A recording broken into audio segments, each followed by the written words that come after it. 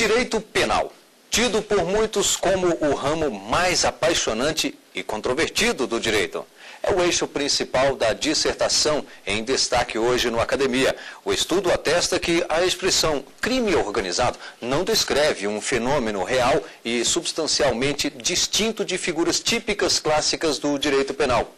E que, portanto, sua presença no discurso político e acadêmico decorre apenas do seu uso como termo facilitador para a imposição de medidas autoritárias incompatíveis com o Estado democrático de direito.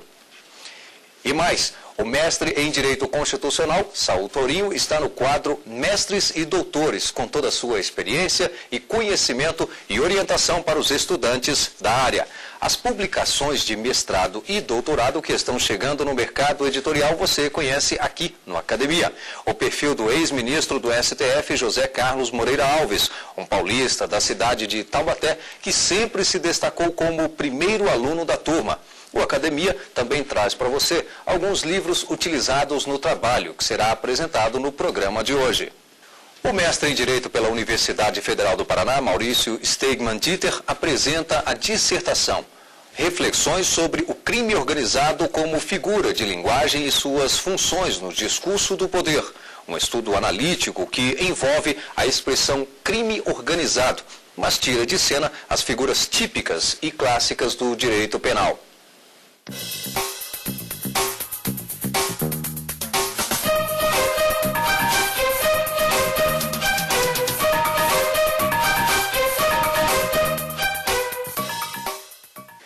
Para debater a tese, nós convidamos Gadeilton Menezes, perito criminal federal, e Paulo Emílio Catapreta, advogado criminalista e professor do Instituto de Ensino Superior de Brasília. Vamos agora, então, a conhecer o trabalho de Maurício Stegmann Dieter, mestre em Direito pela Universidade Federal do Paraná. Muito obrigado. Saúdo a comunidade acadêmica interessada na divulgação de dissertações e teses construídas em universidades públicas, algo que a TV Justiça consegue, de fato, apresentar de forma bastante interessante, porque populariza esse nosso trabalho nas nossas torres de marfim acadêmicas, e talvez seja mesmo preciso esse espaço público para justificar esse investimento que a população faz na pesquisa científica como um todo. A tese que apresento perante os senhores trata de um questionamento à luz da criminologia crítica e radical desse conceito crime organizado.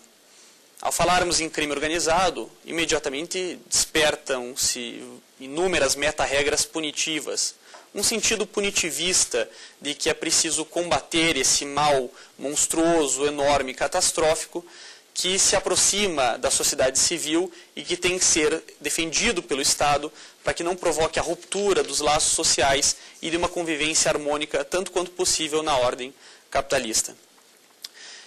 Entretanto, a minha abordagem vai questionar já de início esse papel do Estado como protetor ou garante da sociedade civil, quando é, na verdade, o Estado capitalista o principal meio de exploração do trabalhador assalariado, na medida em que ele justifica e oculta as relações de classe determinadas pelas relações de produção, fundadas na distribuição desigual dos meios de produção.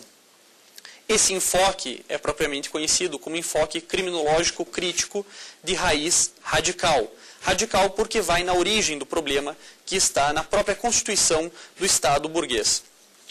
À luz desse enfoque, o que nos interessa na criminologia não é propriamente a figura do criminoso ou do crime como realidade ontológica. A criminologia crítica desloca esse objeto de estudo para os processos de criminalização. Os processos de criminalização primário e secundário ocupam assim o lugar que era tradicionalmente ocupado pelo crime e pelo criminoso. Ou seja, não interessa mais por que isso é considerado crime, mas porque esse fato é rotulado como crime e porque que essas pessoas ou certas pessoas são rotuladas como criminoso. Ou seja, existe a desontologização, o fim de um desvio como argumento do real para justificar a intervenção penal na vida e na sociedade. Diante dessa perspectiva criminológica crítica, que rompe com o discurso etiológico, que é esse discurso que faz a distinção entre normais e desviantes, e entre condutas adequadas e inadequadas ontologicamente justificadas, a análise do crime organizado necessariamente começa por uma análise histórica, que vai entender como surge esse conceito e, mais importante, com que propósito esse conceito aparece na literatura jurídico-penal. Existem duas variáveis aqui. Uma delas vai dizer que o crime organizado é um fato recorrente na história, que o crime organizado existe desde o tempo dos piratas, por exemplo, com pessoas que exploravam um mercado ilegal. Outra corrente, defendida entre outros pelo professor Eugênio Raul Zaffaroni, vai sustentar que o crime organizado é um fenômeno recente, que não tem qualquer base de comparação com esses fenômenos clássicos. Me parece que essas duas variáveis não são excludentes, na verdade elas são complementares. É possível sustentar que o crime organizado existe como esse discurso de imputação de culpa contra determinados inimigos políticos, ao mesmo tempo em que é possível também reconhecer características próprias dessa estrutura chamada crime organizado no ambiente contemporâneo. Ou seja, algo que tem sua origem mais detalhada, não aí nos movimentos de resistência política do passado, mas propriamente a partir da Lei Seca de 1920, pela 18ª emenda, o chamado Volstead Act, ou a época da Prohibition nos Estados Unidos, em que foi proibido o uso de álcool pelos cidadãos. A criminalização do álcool, portanto, está diretamente vinculada a essa origem histórica do discurso contemporâneo do crime organizado, porque foi a partir da criação desse mercado altamente lucrativo que as comunidades segregadas dos Estados Unidos começaram a ocupar nichos de mercado que o mercado lícito não poderia explorar pela criminalização. É preciso perceber como é atraente para pessoas e grupos sociais marginalizados a criação de um mercado com alta margem de lucro, que envolve, é verdade, um grande risco, mas que tem uma demanda estável. O consumo de álcool aqui ou nos Estados Unidos já é enraizado na nossa cultura. A busca pelo álcool é algo que integra as nossas relações sociais de forma bastante firme. Ou seja, havia uma grande demanda, com o mercado criminalizado os lucros sobem exponencialmente, mas também aumenta o risco. Esse é um mercado perfeito para grupos marginalizados que não têm chance de acesso ao mercado de trabalho, ou se tem, não tem capacidade de lucrar tanto nessas relações de exploração pela sua condição de segregados sociais. Nesse sentido, a comunidade que na época nos Estados Unidos era segregada eram os italianos, como o grupo mais estigmatizado por sua origem étnica. A ideia é que esses grupos de indivíduos estrangeiros, num ambiente social hostil, migraram para essa atividade ilegal e começaram a vender álcool de forma clandestina. Isso, é claro, demanda uma certa estrutura empresarial. Se trata de vender um produto como qualquer outro. A única diferença é que esse produto agora está criminalizado. É preciso uma gerência desse negócio, a disputa por pontos de venda, a disputa por mercado, a garantia de recebimento e a cobrança, enfim, dos seus clientes. Isso, é claro, envolve uma certa organização. E a essa organização, o discurso político estadunidense chamou de crime organizado, ou organized crime. A ideia era que eles viviam em torno dessa atividade ilícita e estruturavam hierarquicamente os seus componentes similarmente a uma empresa lícita. Bom, o discurso do crime organizado aqui teve um claro viés político, na medida em que justificou ainda mais a repressão e o isolamento dessas comunidades, mostrando que o crime não era uma característica do estadunidense, digamos, o peregrino que veio pelo Mayflower, mas era uma característica desse sujeito estrangeiro, desse elemento patológico que estava fora da sociedade saudável dos Estados Unidos. Então, a identificação do criminoso com o italiano favoreceu a criação desse núcleo de consenso em relação às políticas públicas nos Estados Unidos. Serviu, portanto, para justificar toda a criação desse way of life dos Estados Unidos, que é divinizado, que é um pouco transformado em sonho para a classe média, que precisava cumprir esse papel de estabilização ética da sociedade norte-americana. Vejam, e aqui é importante notar que é esse discurso do organized crime, vinculado à comunidade italiana nos Estados Unidos, que é transplantado para a Itália.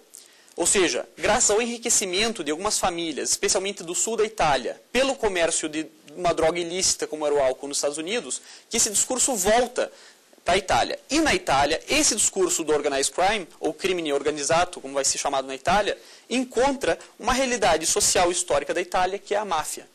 A conjugação entre crime organizado e máfia constrói o que se chama de paradigma mafioso na estrutura do crime organizado. É por isso que na mídia, quando aparecem notícias sobre crime organizado, sempre se coloca um chapéu de mafioso na pessoa, se cria um ambiente que traduz um pouco aquela história da Cosa Nostra, do capo de Tutti Capi, aquela coisa de propaganda vinculada à ficção do poderoso chefão.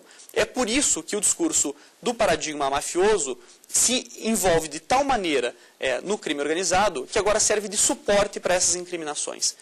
Bom, considerando essa origem histórica, que é fundamental para compreender o problema do crime organizado, nós trazemos esse discurso que vem por imposição hegemônica do centro do capitalismo global para nós e que tenta mostrar que no Brasil existe a realidade de crime organizado.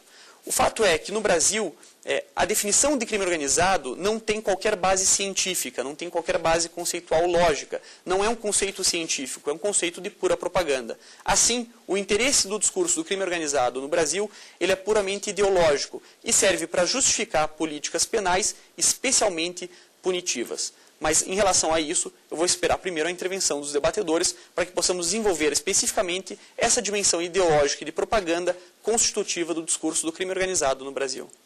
Bem, eu agradeço aqui a apresentação do Maurício. E olha, vamos fazer aqui uma pequena pausa no Academia para você conferir alguns livros utilizados pelo próprio Maurício Stegmann no desenvolvimento do seu trabalho.